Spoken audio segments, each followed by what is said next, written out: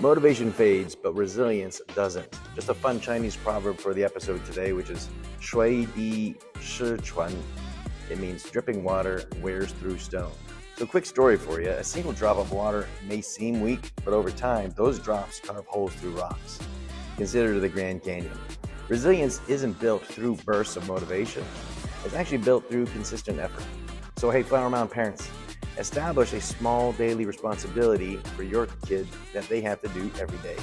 Consistency is going to build that resilient brain of theirs. So, are we teaching our kids how to work hard once or work steadily over time? If consistency feels overwhelming, watch episode 4, because resilience often begins with just one small step. And remember, success belongs to persistent.